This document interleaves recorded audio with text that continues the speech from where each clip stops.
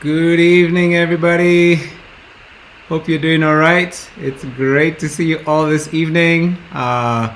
Please let us know if you can see us. Let us know if everything's working all right. We're so glad to be here with you this evening. These are the Moravies. Let's see, just get this right. Moravia and Carol. And we're so excited to see you this evening. Hope you're all right. Hope you had a fantastic day.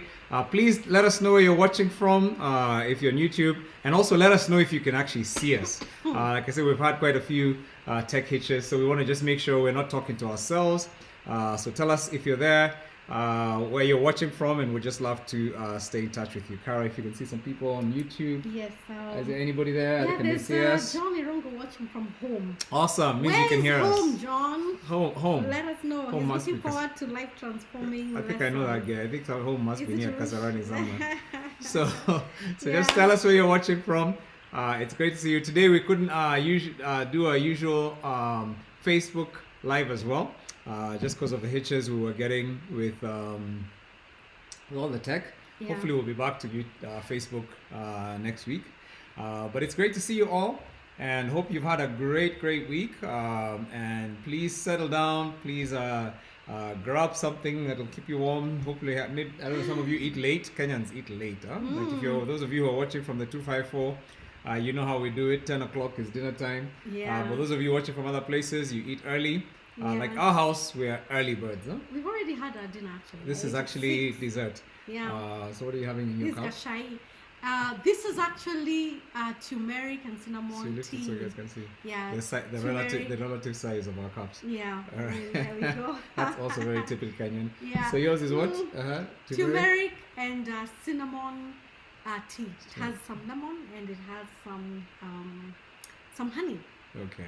Yeah. I mean, that just sounds It's like... a nice sleep. I mean, aid. you can tell our age from what we drink. Huh? I mean, this is the kind of stuff our folks used to drink. You And wanna mine, take it? I can't even say, man. It just sounds bad to say it. But this is soup, and it tastes so good. You know, it's like the kind of thing your dad used to drink after dinner. So I'm drinking my soup, and my God, every taste is just full of flavor. So I'm loving it. Tell us where you're watching from. We have some few people. Yeah. We have Laura Kimayo watching from United Kisarian. Oh, United United Kisarian Okay. in the UK. All right, we have I like that. Paris watching from Tumaini. Welcome, Sana Paris. John is watching from Mirema. Uh-huh. I don't know Nice. where that is. That's We the have word. Erica Luma watching from Kiamombi. Mm-hmm. Then Joy watching from Bomet. Bomet, It nice. seems like Bomet is the farthest person. Welcome, Sana. So far. Joy. Yeah. Then we have Beth from Gomba Estate. That's off Pika Road. Okay, that is good. It's yeah, so just good to keep see you telling us where guys. you're Thank calling- you. you're Yeah, writing tell us from. where you're watching from. We're so glad to have you guys with us. And Joy Mutuku watching from Bomet. I can see Beth Jambi. You can see and hear you. Thank you so much. And they're watching. She's watching as well from Gumba Estate. So we've got quite a few people from that side of town as well. And yeah, it's great to see you guys. Glad that you're here, Laura. Looking forward and ready for today's session. That's Laura Musumba. So really Yeah, good to see you we're guys. excited. Let your friends know that we're on. If you've got any friends who watch this show, and send them an invite, just tell them, hey, this is time to hang out and just talk about like important things. Yes, in fact, maybe we can tell you what we're going to talk about today. We're talking about the differences between men and women as far as money is concerned. Money, men and women. Yeah. So if you know people, Money, men and women, especially in marriage, and of course in the In context of marriage, marriage. So yeah. if you know people who need to know about this, Yeah. and just to give a little context, it's like money is the leading number one cause of divorce and separation worldwide. Yeah. So basically, what that means is if you're anyone who's married or plans to get married, this is a good place for them to be listening to this stuff. tag them. Let them know. Let them So know. we run this show. It's for those of you who are new, welcome. It's called Asking for a Friend, and every Tuesday night we We have this conversation about marriage, all things marriage, and it's just an open space where we can learn together about marriage. We have a community of people who are called, they're asking for a friend community. They're part of a WhatsApp group. So if you're not in that group, I'm going to put a link up in a few seconds, and you get a chance to just click on that and join the community. But this is just a great community that we're part of, and we just love the fact that we can learn together about marriage. This thing, it's like nobody ever teaches you about marriage in school. Huh? Yeah. You basically just, you grow into it, you adult into marriage, and many people just don't get that kind of mentoring. And so we figured we want to just create a mentoring space to help people, and as we help, we get helped as well. Yeah. Walk towards great and healthy marriages. Yeah. What else do we do?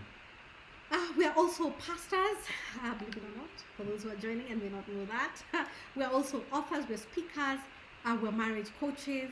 And in addition to that, I am a marriage and family therapist. Marriage and family therapist. So And just you're the right down pastor. the line Yeah. of what she was trained in. But also something that we're both passionate about. We're both passionate about leadership, and we're passionate about family. And so we're very excited to be able to do this together. We've written quite a few books on both topics as well as other topics. But in addition to that, we run a program called Couples and Money, where we equip couples to have to secure financial intimacy together, because that's a hugely needing area. And then we also run a program called Ndoa, Yeah. and it's actually, that one's run by many churches, and it's basically helping people create a foundation, a solid foundation for marriage. Yeah. So let's talk about our weeks. Okay. How was my week? Yeah, what's like your highlight this week? My highlight this week, I hope I don't sound too Apart from spiritual. drinking turmeric tea. Apart from drinking turmeric tea, but I'm really glad that the fast is over. Yeah. Mhm. So we I were mean, it doing, was our really church was doing a crazy. fast, 21 day fast. 21 day, yeah. And yeah. So Yeah, I'm you're so glad, and you weren't fasting. Well, I You dropped did on your it. part. I did my part. But, I've really come to understand what it means when one person is low in energy. In fact, I think what I understood is that when one person is unwell, Yeah. it really just affects their relationship. Now, I'm not saying that you are unwell, but that's what came to mind, because when you're doing a liquid only fast, it's really draining on you physically, on someone physically. And so the things that you normally do, you don't get to do them. The house is somber, it's whatever. I was cracking jokes. Barely. Seriously, it was that bad. Jesus talked about people who walk around sober like Pharisees, No, telling guys I'm looking bad because I'm fasting. No, So no, that's, no, you're telling no. guys that's how I No, am. you are not. You are not walking that way. But maybe the thing is that I think it was you who was feeling left out. no, I think. Yeah. But now when you had to take a break in the afternoon, it's not that you are not walking. It's that you are not walking. So, You are walking, so the point is, but you are resting. So anyway, it's just the things that we normally do that you Okay, you put couldn't a do as pause much. on. Yeah. Yeah. Yeah. Okay, my highlight is that we're moving this week. Yeah, we're So moving house. so by faith we gave our notice to our landlord. Anybody who's looking forward to giving a notice to your landlord, like, I'm done with Yeah. landlords, like, for Yeah. real. Huh? So I was ready, and we were doing a house, and it wasn't ready, and it's just a small house, something nice that would be cozy for us. Maybe our next show will be actually screened from Actually, there. it will be there. So we were actually getting ready for that. We set a date, and the miraculous thing about this house, and I know many of you are going to ask me about how this is but it's actually, we broke ground in November, and we actually gave our notice then for January. So it's a 3 month. So it's been a 3-month stint. The reason is because it's a container house. That's the answer that you're looking for. So we're building a container house, and it doesn't look like a container house, just to Yeah. give you a little leakage. But it's almost ready. And Yeah, it takes 3 weeks. And I think this was a decision that we agreed on or came up with after, I think, when we went through the COVID season. yeah. And yeah. we realized, hey, So what? the house isn't ready, Yeah, but we're ready. So it's one of those where you're ready or not. we have to move. Here we come. So us guys are moving. So Friday we're out. So the Tuesday. guys are working like two Overnight, shifts yeah, two overnight shifts, to yeah. get ready. And so we're looking. I'm looking forward. I like new. I like change, Yeah. and I can't wait for that. That's my highlight. So we have guests. Yes, today we have guests.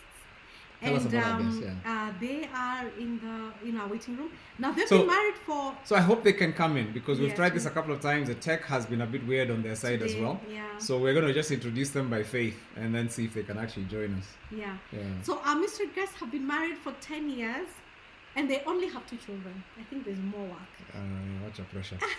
I think they can still do more. So At least 3 kids. So one of them is a pastor. Has been a pastor for 20 years. Also has a degree in hospitality and a master's in biblical studies. He's actually that's the man that I'm talking about. Yeah. And the lady is. She's a finance accounting manager. Has done. These people who me when it comes to maths and accounting, it's really a challenge. She's but a for her, CPK. clearly she's not challenged in that way. Has a master's degree in finance. I mean, she is finance, everything finance. Absolutely. Yeah. Now they're both passionate about family, both passionate about enriching marriages. They're passionate about couples. They have a program called Couples Connect, where they help couples deal with couples issues. So I mean, we have a lot in common with them, and we're really glad to have them on our show today. So we're gonna see if they can come in. Can you announce who they are, and let's see if we can invite them. Ladies and gentlemen, please welcome Pastor Aluma and Elizabeth. All right, Pastor Aluma, let's see whether we can get this. He's a pastor with Life Spring Chapel, and has been a pastor for the last 20 years. And Elizabeth, his wife, works in a leading corporate farm. And so in finance. So okay, are you guys there? Let's see. Is this work? Like radio not broom? There they are. Finally. Whew. Like, oh my gosh, it's taken the whole evening to get you guys on, but you're here. It's great to see you guys. Are you able to speak? Can you be heard? Oh yes, we can see you. All right. At least we can see your lips are moving. We can see your smiles. We just need to hear you. And you look very clear, by the way. But we can't hear you. Oh my goodness. Just keep talking. Perfect. All right. There's a God in heaven, I tell you. Yes. Like you guys had to be on this show. Like that's like I been. with the wife first, so that was what was stopping the internet. Oh, you're doing it alone. Yes. The pose of pastors. You have to put your hand around your wife. Oh, that's what it was. It was not a typical. Man, when you see my hand around my wife, it's not just a gesture. It's where power comes from. Right. Eric, you're so funny, Aluma. Good to be here. Great to have you guys, Aluma and Liz, and so glad you could join us this evening. We're looking forward to just catching up with you guys, and we're happy. Like I can't believe you're actually on. Like, can you believe it? Like over the last couple of minutes, we've been actually coming up with a plan B. Like if this doesn't work, like here's what we're going to say. So those tough discussions you're having behind the scenes. We're like, Wondering who to blame here. no, we're not going to blame anybody. We're just going to now say, okay, the show must go on. Somebody has to, something has to cook. So everybody, these are the guys. We're so happy you can get to meet them. Yeah, Liz, so glad you could make it. We've used all options until we just figured out the one that works. You guys are problem solvers. Safaricom, Fiber, all of them. Oh wow. Yeah. We would even ask you which one, but it's working. That's what counts. Touch the So. machine because we are hanging there. Okay. Well, it's great to have. This is most important. Awesome. Well, it's great to have you on, and we basically want to just get the audience to know you. So we're going to ask you just a few questions about yourselves, just so people can get to know you. And I think Carol will go We'll first. start, and we'll start with you, Elizabeth. Maybe you can increase the volume. Yeah. Elizabeth, maybe you can tell us what is something you enjoy doing that Aluma absolutely does not enjoy. Oh, I think everything. So, not everything, but yes, a lot of things. He's extremely extroverted. I'm a bit introverted, so it's from reading books, going for jogging, spending time alone. Being alone, she's like a loner. So a lot of things that for me they recharge me, but for him, he's recharging with crowds. Oh my goodness. Okay. That's gonna be quite a. We'll talk a bit about. I'm sure we'll talk about that a bit more today as we hear about your story. But let me ask Aluma then your part. What's one odd habit you have that Elizabeth had no clue about when she married you? Wow. Okay. Let me just shoot. So there's a teething problem I have, literally teething. Like your I teeth are used to still blow- growing. No. I used to blow air in between my teeth. So the gap kind of just grew so wild. And then I do it so unconsciously because I clean my teeth by blowing air through.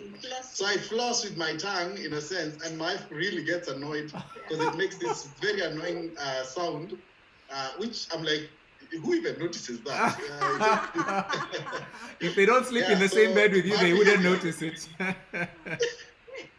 Oh wow. Yeah, so I'm glad she's putting up with it fairly well. She's managed. Okay. 10 years later. Yeah. So Elizabeth, who forgives easily and who is the one, amongst the two of you who holds a grudge? He forgives easily.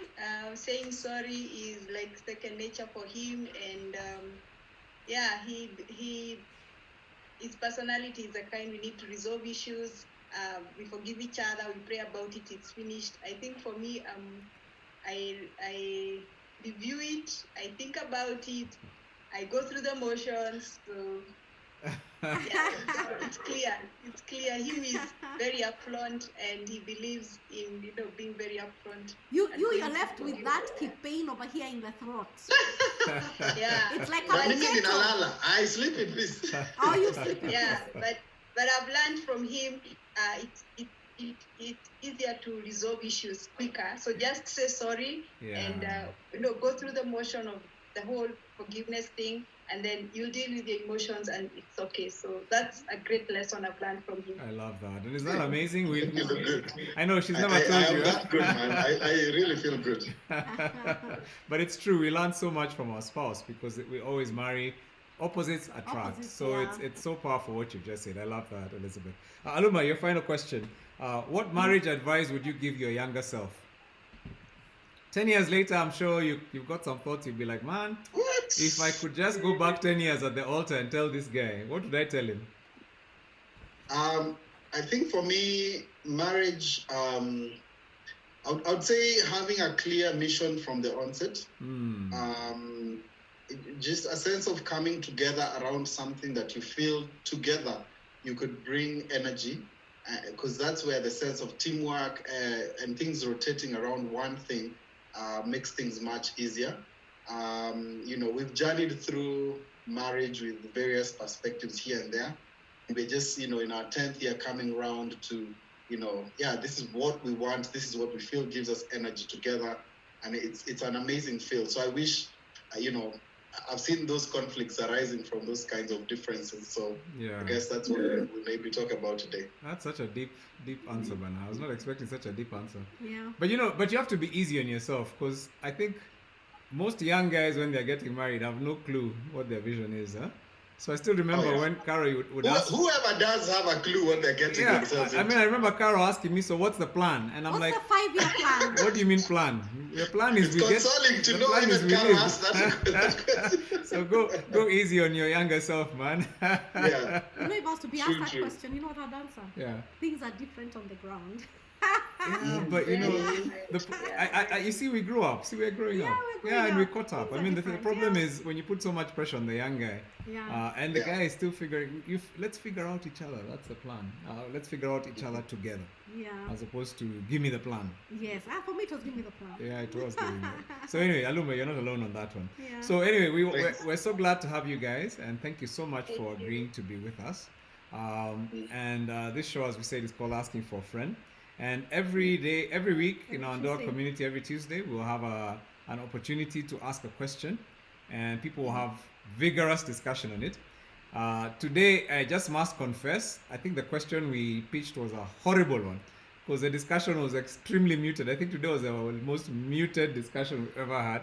So What for is all of you who are in the community who got the question and you were like, what are What these are they guys asking? up asking? Yeah. Please forgive us. We don't always get it right. But hopefully there were still a few people who at least shared something. Yeah. So sorry about that. We'll try and make the questions a lot better. Yeah. But that's the thing. We're not perfect, and we also are just figuring this. It is when I guess it we're all comes- figuring this thing as we go along. Yeah. So today I could just tell. Those ones where you're like, today was just a failure. Those questions could not be rescued. But anyway, the topic hopefully is a great topic, because we're really talking about the differences between men and women when it comes to money. Yeah. Is there a gender thing, you know? Are there Is there like really? yeah, because people there just really- seem to think no, there's no gender issue. There's no gender difference. Yeah. So let's move on. And I was like, okay, sour. Yeah. Anyway, hopefully some of those things will come out as we go.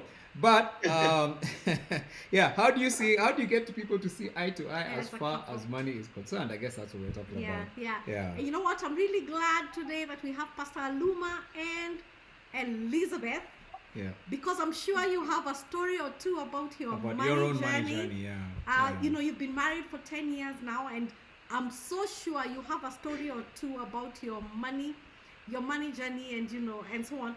And so, but what I want us to do is to just get from there, just get to an understanding from the start. And we'll begin with you, Elizabeth. What were your thoughts regarding money when you first got married?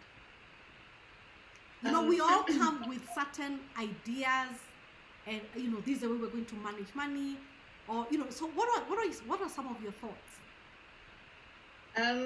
I think for me, I had grown a lot when it comes to thinking about money from my past relationships. So from me, I knew very clearly that a relationship where your view of money and your partner's view of money is different will not work out.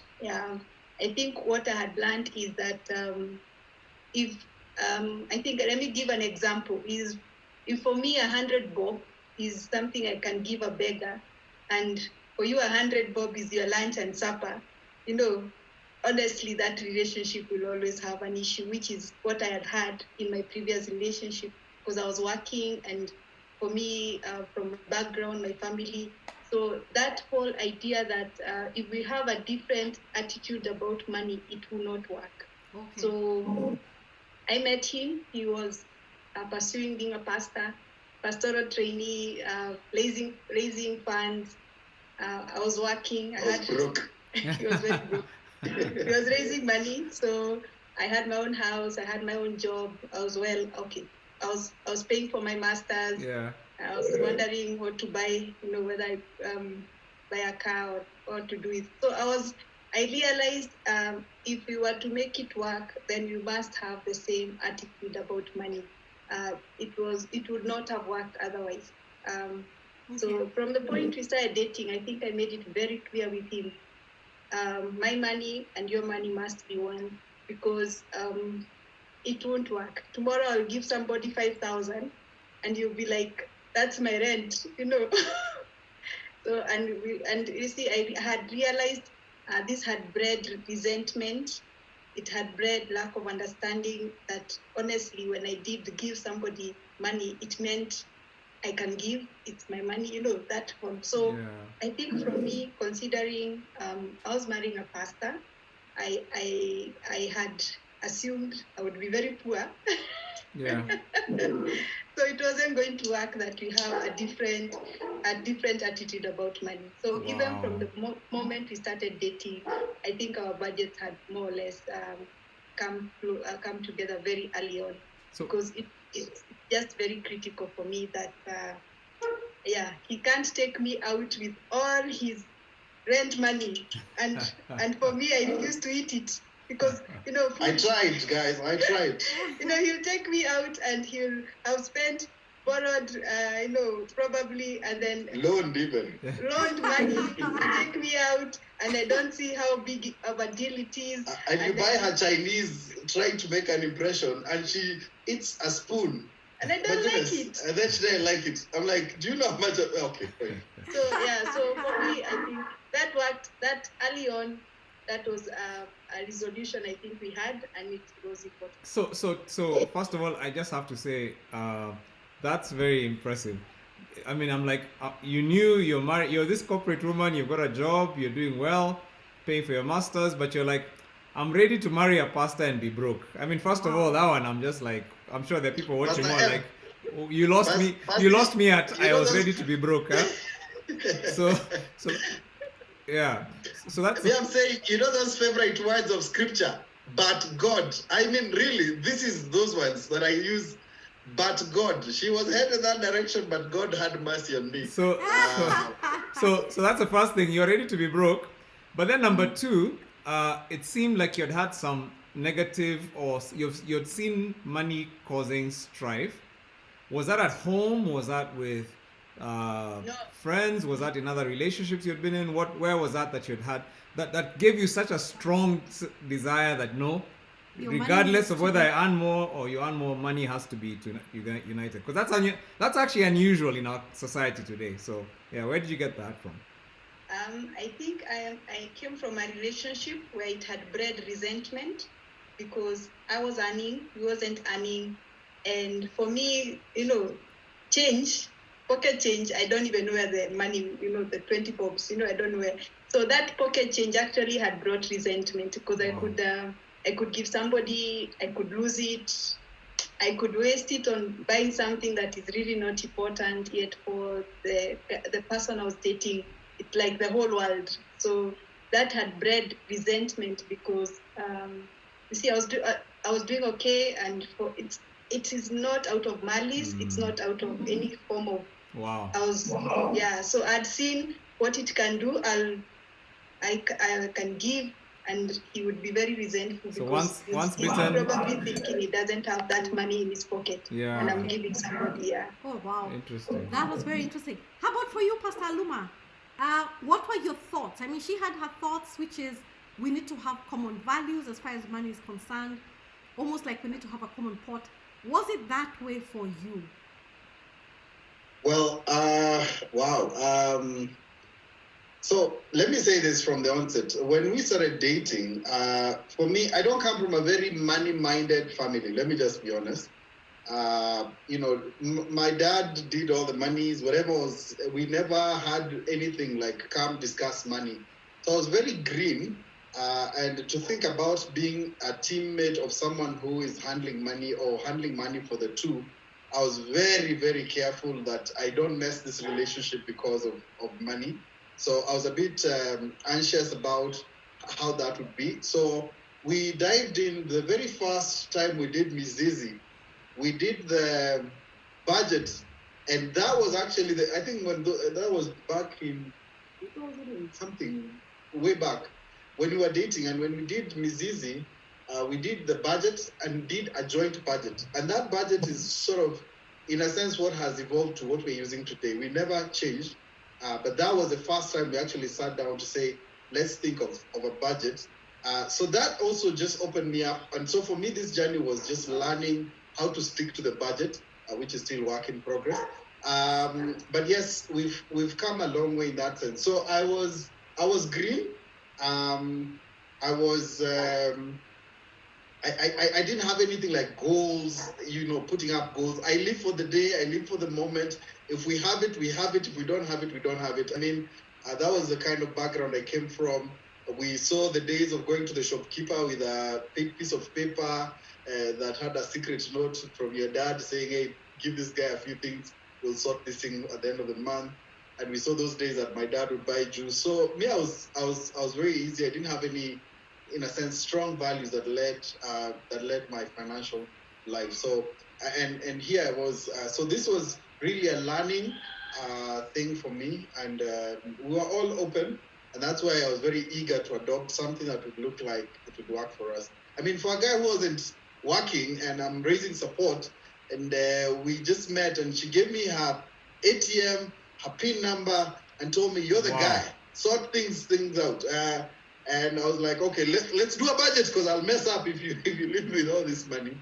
So we were dating, and by that time we were exchanging, those kinds of things. I mean, the level of trust clearly was very high. But Wow. yeah, so we started off there.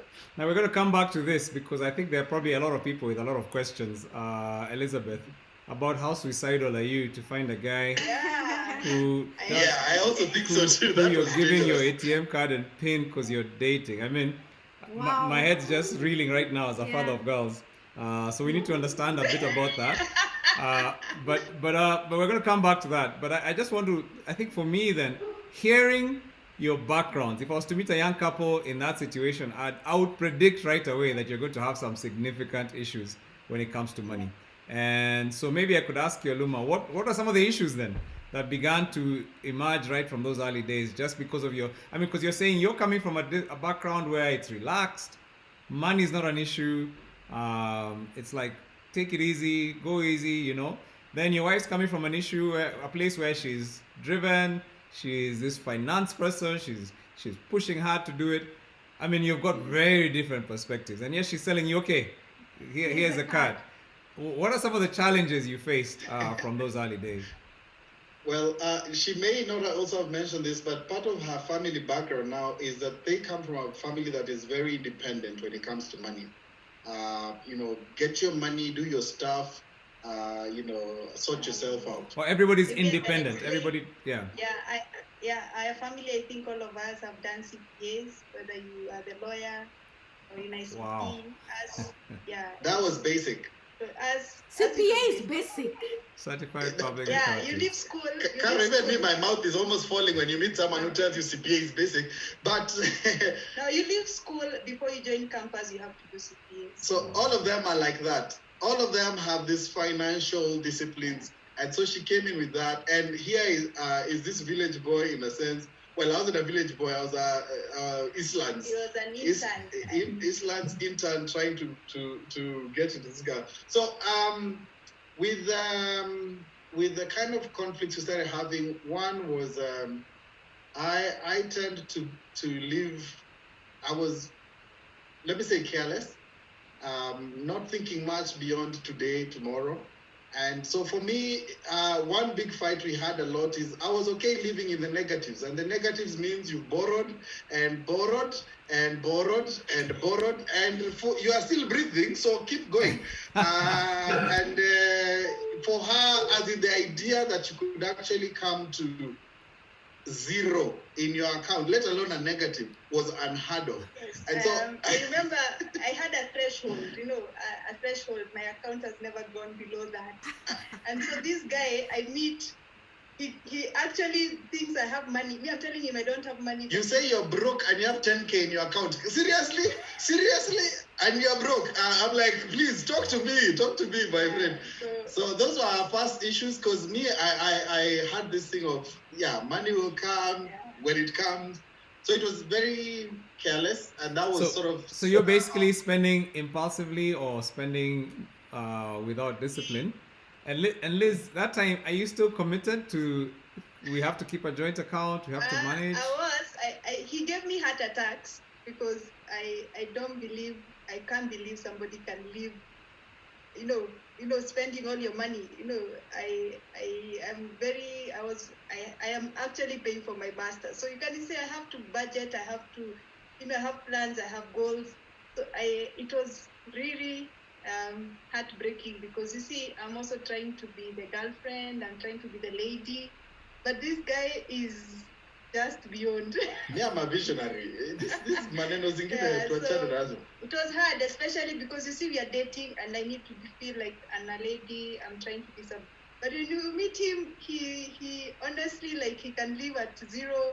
What if you get an accident? What if you get an emergency? Those are not his his concerns. So for me, having an emergency fund for him was not, so it was difficult. Yeah. That's so. Our son just walked in. I can see him, and I can hear you have a dog like us as well in the background somewhere. Yeah. Sorry, the dog doesn't like the kids. So, okay. For me I think it was a big panic attack for me, just because I'm imagining he's going to be the head of our home.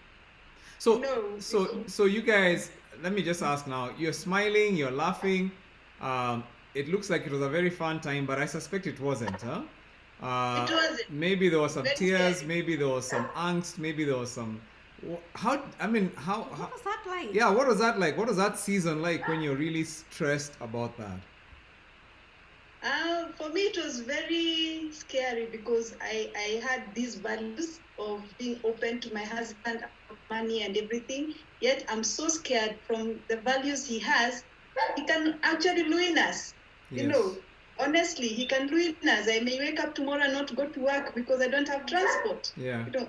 It's totally some things I can't understand. I don't know how you live like that. And he'll basically say, but we are alive. So what's the problem? Yeah, I know. So for me, it was a very difficult time in terms of I needed to balance that. These are the values I believe. We need to be open about money. We need to share the same attitude and the same thought of money. Yet he's of a very different upbringing about money and spending. And yes, so I must say those are the days I used to wonder, should I put money aside, or will we be ruined?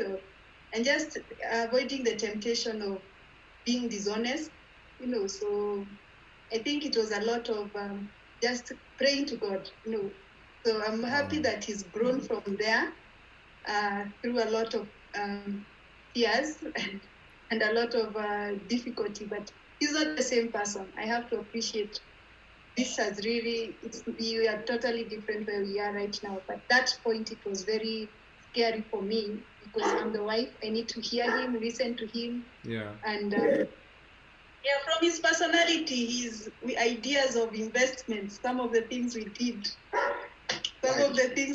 we lost money. So, so there's a lot of that from the background, his personality, his upbringing, all those things influenced a lot of very different difficulties we had. Because So I'm very conservative. Yeah. I'm very different from him, and so when he feels this is a very good thing, we can put money here. I go. He wants to go for it, and I don't have the education, I don't have the knowledge, but I see that there's money that can come. I was head on. And there's ego issues. Yeah. Of course. It was not easy. So let me ask you. Let me ask you, Aluma, then. How did it feel then? Because I mean, for you, I guess you're married now. Your wife's this ultra thought out, conservative. Yeah. She plans her things in advance. She's got her life plan and her money. You're this guy who's spontaneous. You see things, you see ideas, and you can see things that you could invest in. Like you say, you don't. For you, it's not research. It's about I have a gut feel. I go for it. How are you feeling then in that situation? Did you feel any angst? Did you feel any stress from her side? How did you feel what was going through your own mind in that time? Were you feeling she's too much, or what was your issue? I think they restrained, held back, and maybe just taking life off things. And for some time, I would accuse her for just slowing my life significantly, seriously, like taking away the things that I consider fun, spontaneous, and spending, that. Now, for me, if I want something, if I see it, I go for it. I don't think much about the future. And then I realize tomorrow I'm broke, or it was a bad business deal. And then I'll try and stick it in like a man would and try and cover yourself there. But this thing is failing, but you don't have the courage to come and confess that, hey, I messed up here. So there are times that I would mess up like that. It was a bit restraining. I was a bit feeling like, just let me be. Just let me drive things. Yeah. And I had serious fights about, her seeing the dots and all those things in money. And I'm like, sometimes just let me be a man, let me just stand up and say, this is the way we are going, and don't fight. And just let me do that thing. So you felt you wanted to lead without that that person speaking into everything you're doing. Just give me space. Now let me give it a bit more of a touch here that made it a bit hard, because she's the one making most of the money at this point. You feel like this is a test of who's in charge really. Have you submitted your money really, or are you just manipulating from this whole control thing? So it felt weird because you want to run, but it's not your money to run with, in a sense, and feeling a bit insecure about the man who's not able to make bold decisions, feel free, to direct the way you want to go with resources. Yet I do appreciate she has all the brains and the education behind money, more than I do. But it was just hard to see it as a man, especially. Yeah. Oh wow. So that's. I mean, thanks so much for just even sharing that, because I think what it does, it begins to show. Because I feel you guys are, there's so many couples who are watching right now who would identify with that position. Uh, Whether it could be in different genders. It may not be the man or the woman. They could even be, the roles could be switched in what you're sharing, but just that sense of the differences. And we're just talking a bit about it earlier Yeah. today, with how with couples, the problem of opposites attracting is that even when it comes to money, we have opposite Opposites, yeah. approaches to money. Yeah. And so first of all, it's our temperament, our personalities. Yes, our money personalities. I mean, for you, Pastor Aluma, it seems like your money personality is use money so that it gets used to you. You know, Like Spot that. on. And Spot on. like Enjoy. money is there to be be enjoyed used. and No. lived. yeah. Whereas Use it. you use it. Whereas for Elizabeth, I think there's a lot more thinking behind it. You know, there's And What's up? money creates security, Yeah. and it's It's well security, shepherded and yeah. stewarded, you know. Yeah. So again, those are That's- things that are aspects of it. Some of it is personality, but then number two, we talked about family background. your family background. Yeah. That we all come from different families. Our families instruct us in the way we should go. Yeah. So I mean, I'm thinking about the family where all my children have a CPA before. My Goodness. goodness. I mean, I'm just what? I've never You had feel the that. pressure? is- I've never had. I mean, I know there are Feeling families here someone that are understands serious, me but That's serious. you're like that far ahead of serious. And then you've got the family where it's like, oh come Laid on, back. let's relax. You know, I mean, why are we worrying about money? The shopkeeper will lend it to us, and we're alive. That's what counts. And those are two family. Each of you is just being given different rules, different Yeah. expectations from your family, that then are clashing when you Yeah. get married. Yeah. And weirdly, we marry people who are opposite. I don't even know how God sorted it out that way. We never marry people who think like us. Yeah. Marriage is the best discipleship, I tell you. The best discipleship tool invented.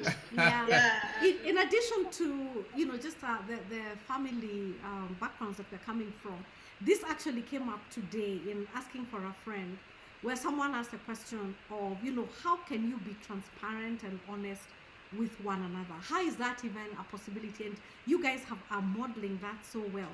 So I just like to ask now, And before you ask, I was going to say the third reason for difference is gender. gender. People say there's no difference. But I will say, I've noted that inbuilt in women, and I know I'm going to get in trouble for this with some people, but I really do believe that ladies have a nurturing. They think security for their home. Yes. A woman thinks about her children, she thinks about the The future, future. she thinks about safety. That's her instinct. She may be, I'm not saying she can't be a corporate CEO, she's not a risk taker, she's not, but I'm telling you, women think security. Yeah. Men tend to think risk. And risk means expansion. And it's not, and again, I know I'm caricaturing here, but these are the general things that you will find. That a guy is less, he will take more risks. That's why fathers will throw their children up in the air, and the mother will just be like, what are you? Because the mother is always thinking safety first. Yeah. But the father is always thinking, they need to be able to take risks. I mean, how will they? Life will be tough. They have to be tough. I mean, that's just the way we are wired. So when you put those three things together, you get this explosive That's- mix yeah, that we which call makes money and marriage. which makes it very difficult. So sorry, which makes it very difficult then for men and women to see things, and to trust each other. to in trust marriage. each other, Yeah. and to see things differently. Yeah. But then I think there's another layer that comes up, and that is also like thing to do with our culture or even our family, our background, Yeah. where men are advised not to let their wives know how much they earn. Okay. Those are cultural Those are also artifacts cultural, as well, Yeah, and women as well, huh? yeah, women. Not to allow your husband to know everything. Everything. about- So yeah. maybe I'd like to ask Pastor whether you were ever told this. If or so, also it modeled. or did you ever see it model, and how have you resolved it? Let's just say I have never had a male model for what finances should look like. And that's for me a bit sad that no man came out boldly to give me any counseling around money. Yeah. And so for me, I got that this is top secret. This is in a very personal man's domain, and you figure it out. Things must seem like they're going on, but you must figure it out. Yeah. And now, what I know now with experience of sharing with people in some of the classes I've gone through, I am feeling like, whoa, it's such a relief to know that other men are processing what you're processing, are struggling with what you're struggling, and you're able to pick advice and be candid about, this is where I'm at financially and I need help. I mean, as a pastor, even counseled so many people who that whole thing about disclosure is really a big problem for many. The men tend to, like you say, to take risks with family money and thinking they'll bring back the big good news that we've won 1 million shillings or earned this. But too often it's a deal gone sour. Yeah. And you come back and you don't know how to report. and you kind of just wing things around and become irresponsible in how you do that. So yes, it can be a tough thing for the men as well. And I had that kind of experience. Yeah. And interestingly, like in asking for a friend group, when we look at the questions or the issues that women bring up, we don't know that. I mean, let me just talk as a woman. We don't know that, when we're coming into marriage, because we're coming with different perspectives. For women, we do a lot of talking, you may be advised and so on. So we never come into marriage imagining that a man has not had a role model. We don't come into marriage understanding that the man thinks that this is a very private conversation, private thing. We never know all that, and so there's a lot of there's a lot of misunderstanding that happens because you're saying, why isn't my husband just disclosing how much he earns? Why is it such an issue for him to let me know finances, just to let me know where are we going with our finances or what is going on? And I must say it's a real, women really are puzzled about that. Yeah, and let me also just mention, if you're watching on the audience and listening into this, and there's quite a few of you there, just if you have questions for this couple, put them out there, or just questions you'd like us to answer as well, just about the issues that this is raising up for you, or just things you've seen as well, or comments you have as well. Would love your input as well. But yeah, I agree with Carol. Thank you so much, Luma, for sharing that. That's just helpful. And I feel maybe even a liberation for some men to hear you say that, because it's true. But men fake it till they make it. Let me also add, Pasi, that, one thing that I find very off, even when people date, is that they never really talk about money. They have a vague idea of what, that would look like. The guy sorts out the bills during dating, and you assume some rules from those kinds of patterns. But you don't know what this guy has gone through to get that money. You don't appreciate it. He just tells you he has a job. You don't know what he does. Yeah.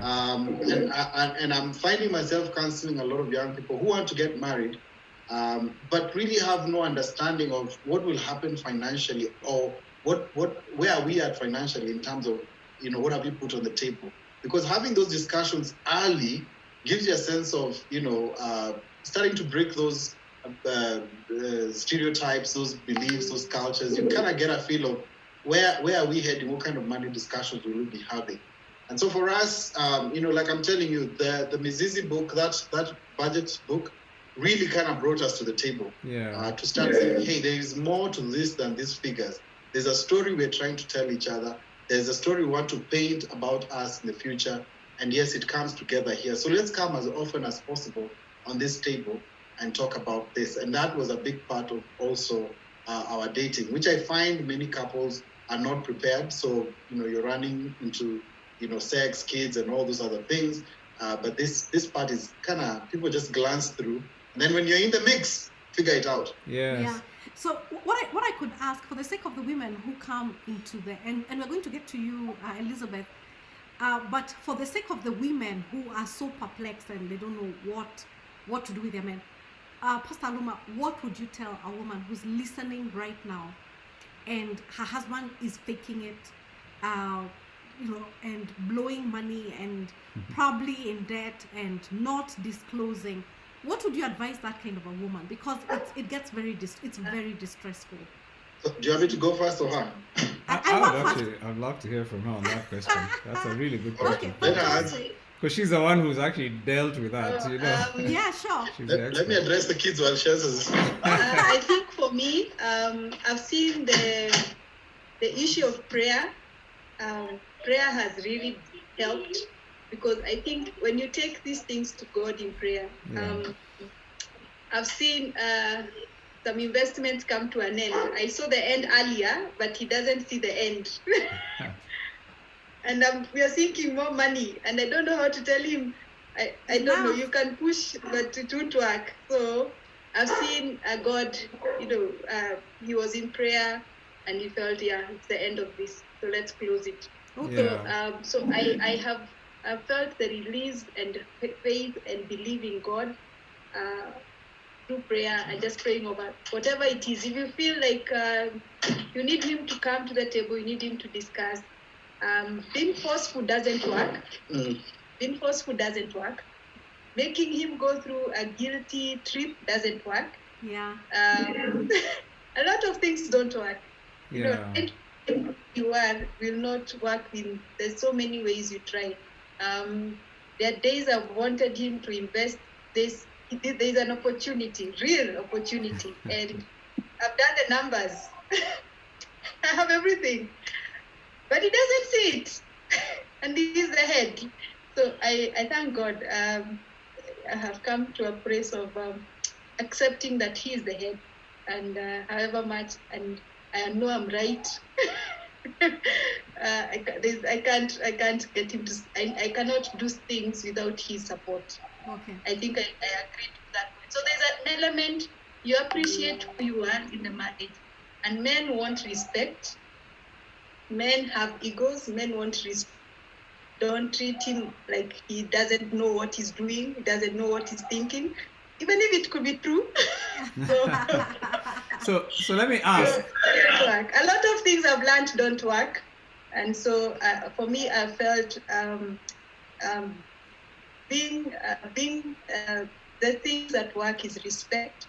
Things that work is prayer. Things that work is prodding him. Like, if there's couples and money, he joins, and I'm so happy. A lot of things have come.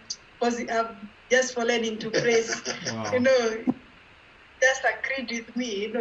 Exposing resources to him that all people to him, because some of the things he's learned, they're not from me.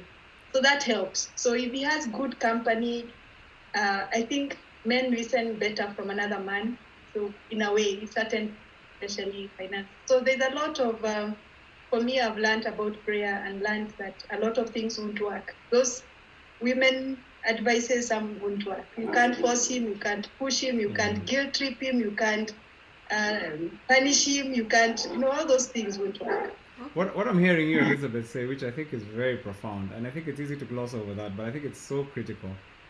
Your faith is what saw you through this. Yeah. Because so many marriages have broken up over a situation just like yours, and I don't think you're together because you're pastors.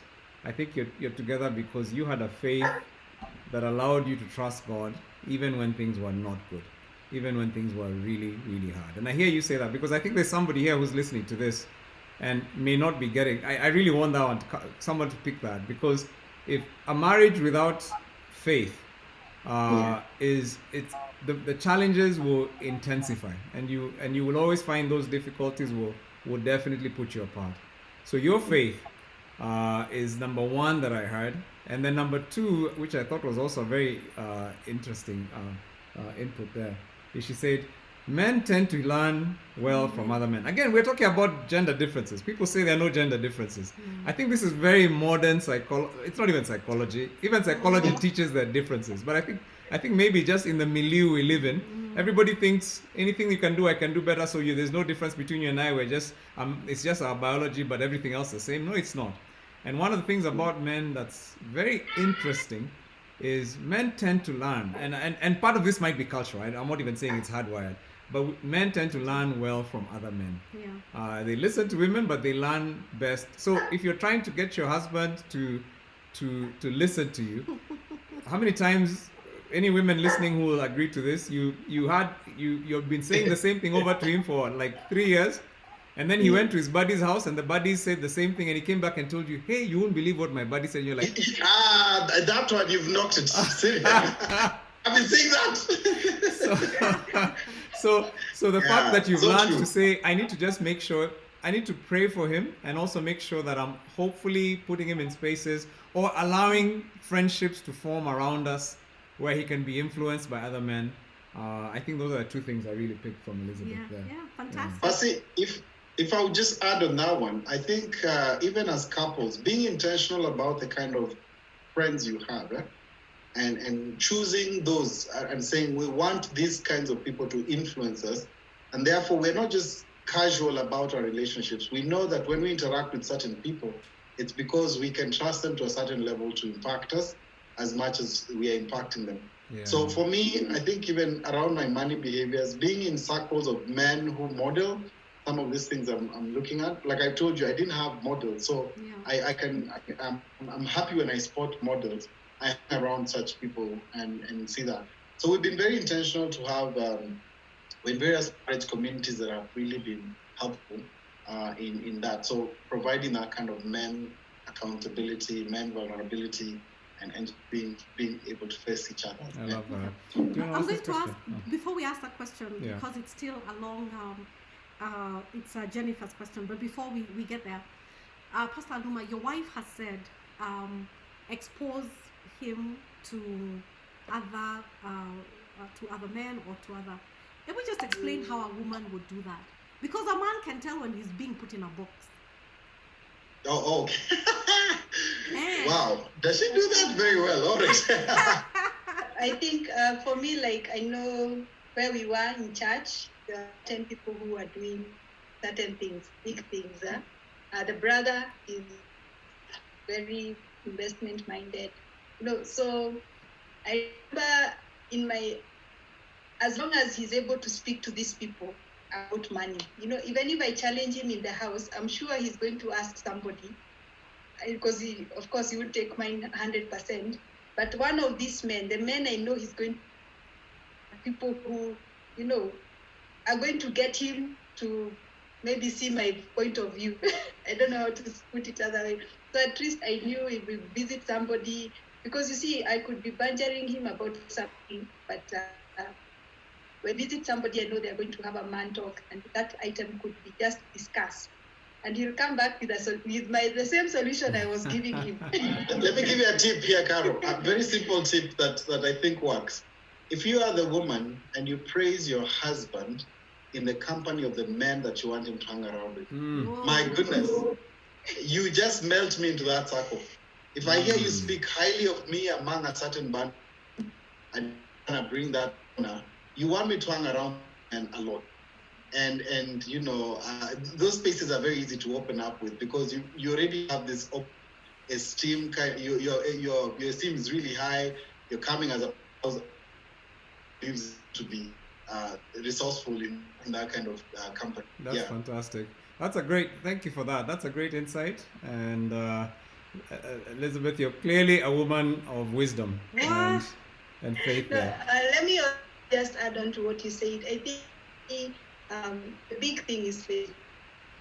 From the moment he asked God who has brought us together. So it's not just you are getting married from the first go. So it's faith has played a very. So we are not in this marriage for our own sake, not how we feel. This is God brought together. We have a mission we have a mission, we have a purpose. There's a reason God brought us together. So you see, the money is just, I don't know. At least God brought us resources for this marriage, for the ministry. So it becomes bigger than just me, my money, or his money, or our money. There is a bigger purpose of why we are together, and that has been there from the first day we met. Wow. So that's why it's very easy for the topic of money on disclosure, because you're one in a purpose and in a mission for God. And I also think that God has enabled me or given abilities or given me joy and desire in what I do. and I'm passionate to do, and this is what God has blessed me with what I do. He's blessed and fulfilling him and in mission in what he's doing. So it's not about how much he's earning from ministry and what I'm earning from my job place, because it's a blessing. God has given us things to work with our hands, and we are excited. I don't wake up to go to work because I work for so Yeah. I think for us it's more than I love so it doesn't matter where it comes from, Yeah. whether it comes from him or it comes from us. So I think faith has a very big role. I love the fact that it's faith and purpose, I think is what you're saying. And so I want to just, we're going to start concluding soon, but Jennifer had a question. Jennifer Minor, she says, most men have really been burnt with this risk mentality. I think she really resonated when you talked about that gender difference. And she said, my question is, how does the man get back his confidence after failed risk? And I think this one was probably to you, Aluma. There are many men out there who have taken that risk, maybe to impress the wife, and it failed. Maybe just to show something, and it failed. And he's just sitting at home, and it's a crazy thing when your risks fail and you feel like you're a failure. How do you get back your confidence after that? And I think Jennifer really wants to know, and maybe the other people want to know. And thanks, Jennifer, for that question. I think first, I just want to blatantly kill the risk aspect, because there's a value in that risk aspect. So it's not a bad thing. Yeah. But for me, what has changed is become someone who learns around the risk. Be intentional about learning and model. And in this case, you model to your wife that I did this in the past. I learned a couple of things that about business, and I think this is conclusion I would like to come. I'm coming to. And then here is something I would like to grow in as a result of that experience. And those kinds of things, when you come back, of course, you've said you're sorry, you wasted money, you messed up, and you don't even know how to ask for other things, if you know what I mean. But yeah, you have gone. So you come back with that sense of humility of saying, you know what, I want to learn from this experience, and I want you to help me to learn from this experience. And it's humbling. It's very humbling. But for me, I think it's what has helped to restore confidence. And learning here means now sitting to listen and really listen. Like hear good advice, even from your spouse. Hear their perceptions, their fears, their concerns. Of course, it will come with all that baggage of sinili which usually kind of puts you off. But seeing through that, you will see that there was wisdom that you could learn from. So for me, make money mistakes learning moments. In fact, that's just one thing that will build your marriage. Don't just make mistakes around money and say, we messed up, that's it, and move on. Yeah. What could we have done better? What learn from the past or something like that? Just evaluating those mistakes really make you stronger going forward. Okay. And what I hear you say, or the two of you say, is to create an environment that allows for mistakes. Yeah. I think, as I said, with the gender differences, for women, we go for security. And so if somebody makes a mistake once or twice, we tend to panic and feel this whole thing of risk taking, is a little bit too wild. Perhaps we need to pull back. But what you're saying is that it's a learning environment, but I think it's also of calculated risks. It's not that, you learn once, but I think there's also the whole thing of calculated risk. Now, I know for both of you, you did Couples and Money last year, and I think it was third term, the school term, the September class. Maybe you could tell us just a few highlights. What was that like for you? You mentioned it earlier. Yeah, what was that like for you? Just going what did you find was helpful in it for you guys? Yeah. A lot of things actually you've shared here. I think we learned about personality. And I think for me, for the first time, I got to appreciate that there's his personality in terms of money. There's need to make risks. They need to take those risks. And just looking some of the things that he's pushed for us, take the risk, and they have really worked out well. So just acknowledging that both personalities are good when it comes to me, that was an eye-opening for me. I think I've just had my way, and his way is bad, and so just to appreciate that without him, the risks that you've taken, things that have worked out, do not. That also helps me when the next time we're having an opportunity to realize it is important to hear him out, put myself there. And so I think that was eye-opening for me. Wow. So I more listen to his ideas, his many ideas, and appreciate that one of those ideas could actually be good for us. Yeah. So that's been, for me, that on personalities. Understanding his background was also good. Big one. Yeah, I think we've never really sat and done a workbook. Like, where have you guys been? I've been doing this before I got married. And so being more gracious with him, being more gracious. So I think also learning about rules, laws, all those things, understanding why he feels the need to give back to his family. Yes. As much as he feels it, so why he does it. Those were lessons about roles. Yes, I think every area. I think the one other item that was very huge for us are the money dates we had. Active listening. Oh wow! Amen. Like that just blew it.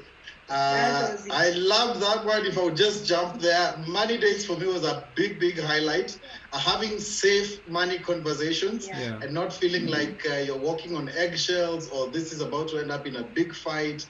Very liberating. Very humbling, of course, having to just wait on your partner to speak out their heart and everything.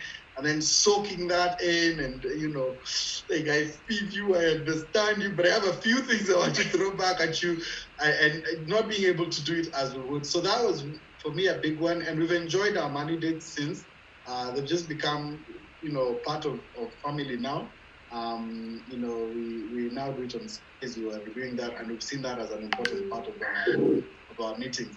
Money dates was a big one for me. The other one was just a sense of mission. Again, let me highlight that. I loved something that came out from there, that money comes when you're serving your purpose. You don't go after money and then think purpose will find you. Yeah. And just being intentional about why the money. What if I had all the money?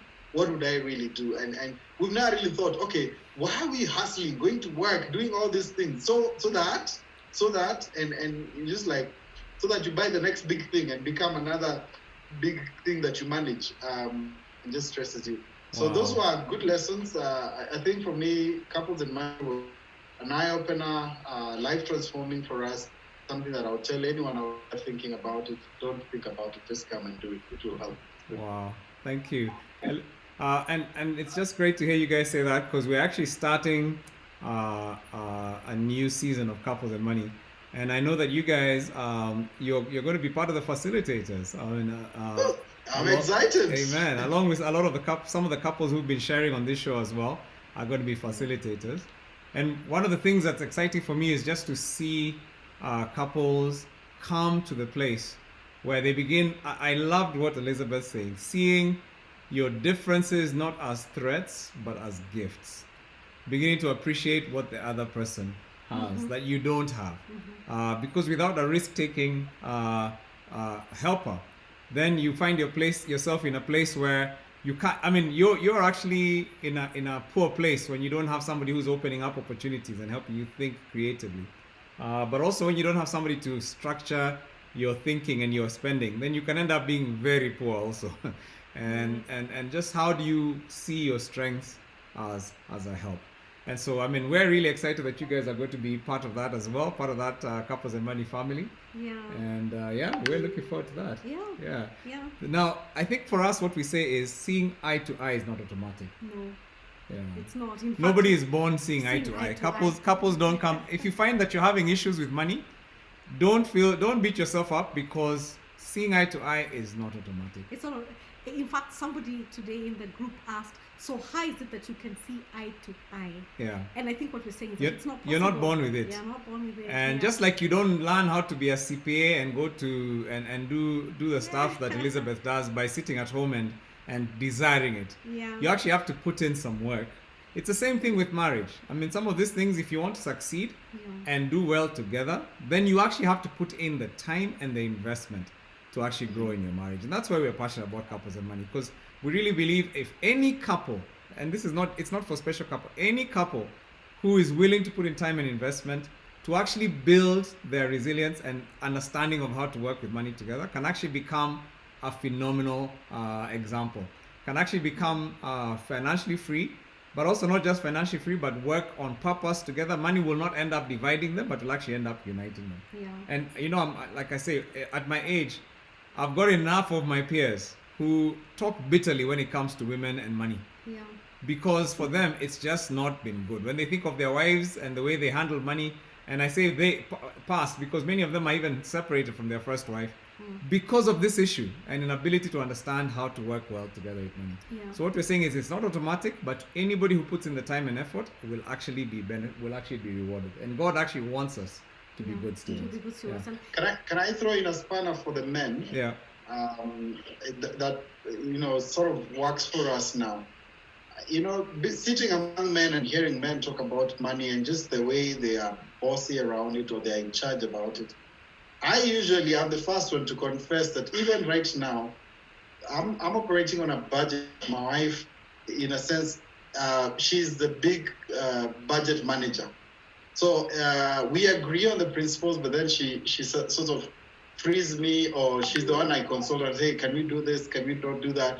Which men find very awkward because it feels like it should be the other way around. Yeah. Shouldn't she be the one asking you that?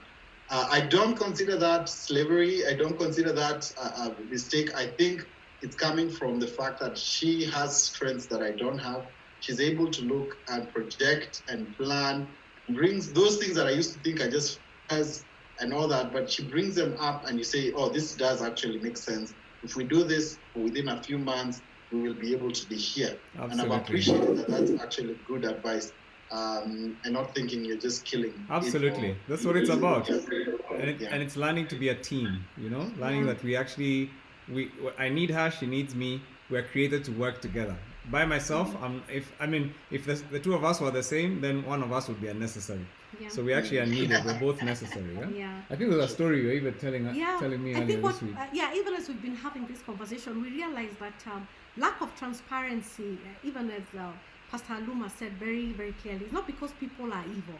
I don't think men are trying to be evil and to hold out, or even women are evil trying to hold out to their spouse, but rather due to very deep-rooted trust issues, and these usually come from just because of the families of our family backgrounds, where we are coming from. Maybe we didn't have any mentors, or we had poor mentors. All these things happen. In fact, this week we were just being told of a story of a woman who is so stingy with her money, not contributing anything towards the family budget, much to the husband just being so perplexed and not understanding, are you in this marriage? Aren't you in this marriage? And when we inquired deeper into her family, we realized that her father was very abusive, left her mother to fend for the children. The mother had very little money, and so it was so difficult for this family and for this girl growing up. We also came to realize that all her siblings are separated from their spouses, and so the family narrative for these girls or for these families that when you get married, have a stash, take care of yourself, because men cannot be trusted.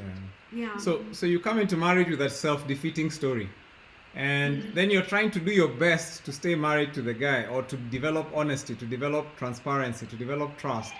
But you don't understand there are all these self-defeating narratives that you came into just because, and there were some of them were handed on to you. You didn't even understand they were being handed on to you.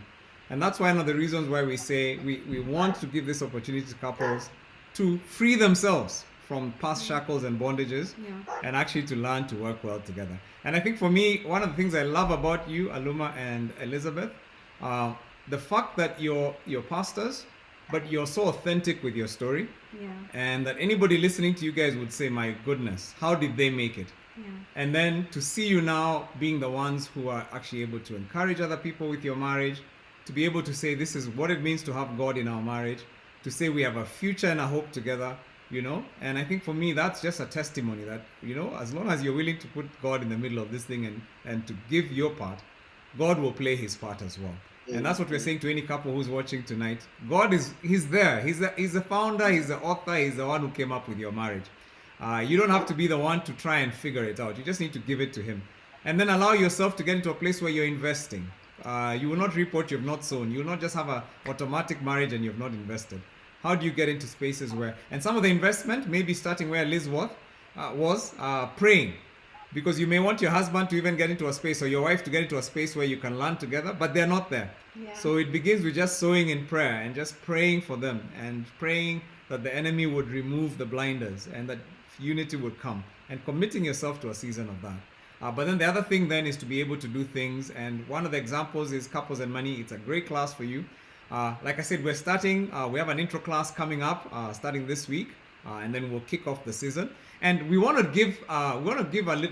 Here's what we've done in the last couple of short while to just try and make this as accessible for people, and especially for non-cooperating spouses. Yes, this is especially for you. For if you, have if you have a spouse who's not quite sure, you know, either they're reluctant or they're not sure they can hack it, or they're like, I don't know if I want to hang out with people and learn about things to do with. Or I know about money. Or I already know about it. What are you telling me? About me? So here's what we want to offer you: is if you would like to actually participate, but you want to do it on a trial basis. You don't want to commit to the whole class before you've kind of had a bit of an experience.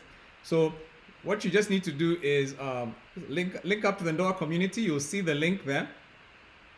Just click on it, and it'll give you a WhatsApp prompt. Just say you want to learn more about couples and money. And basically, you have an opportunity to pay just a deposit. The cost is $190, which is 19,000 shillings. But you can actually just pay 2,000 shillings, which is $200. $20. And just say, I just want to pay this. I'll get the first 2 classes. And basically, those come once you pay your deposit, whether you do the class or not after that. And it gives you a chance to just get them into a space where it's like, let's see.